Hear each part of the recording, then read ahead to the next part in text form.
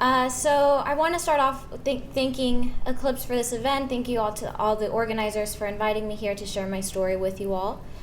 I want to start off with something a little interactive. So I'm going to ask you guys what belongs in communities, and I want you all to literally yell at me what you think belongs in a community, and I won't be offended. Start now.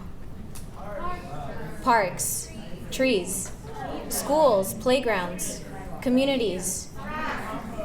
Grass, trust, healthcare, safety. Notice justice. Notice how not one single person said an oil well.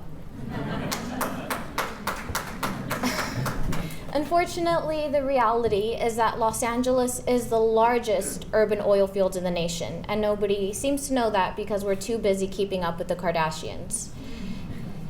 There are literally homes in such close proximity that you can put one arm on your bedroom wall, on the next on an oil well. This is literally the distance for PE classes, people. This is a map of all the active oil wells in Los Angeles. So I personally grew up 30 feet across the street from an active oil and gas well. The well I grew up across the street from is called Alango Energy. Alango operates on land leased to them by the Archdiocese of Los Angeles, and that does not make them holy emissions. It is, unfortunately, another way that the church is abusing children. As someone that has gone to Catholic school her entire life, 1st grade through 12th grade, it's because of what they have instilled in me, the beliefs, the morals, that I feel it is my duty to call them out on being hypocrites.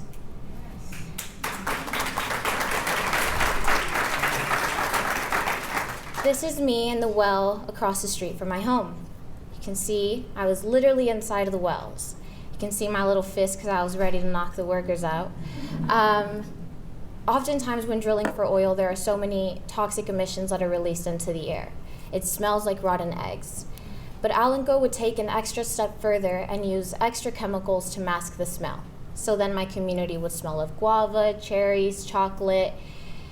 Horrible, for miles on end. Smells that would literally make you sick to your stomach. And oftentimes people don't know is that these wells operate under such immense pressure that every 10 to 15 minutes they have to open valves to prevent an explosion. We were living on a bomb. As I mentioned earlier, your health is affected. In my personal story, I had it all. Nosebleeds so intense I could not sleep in my own bed. I had to sleep in a chair to prevent choking on my own blood. I developed asthma, that's something I'm always going to live with now. Heart palpitations, and I used a heart monitor for several weeks.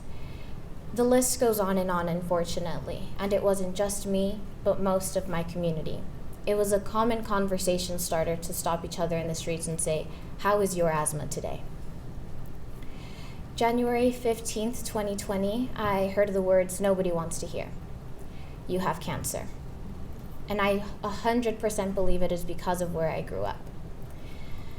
After three surgeries, 8 minor procedures, 3 rounds of chemo, 6 weeks of radiation, and fighting off 2 infections, I heard the words, "You are cancer-free." And I have continued to hear those words for 1 year and 6 months.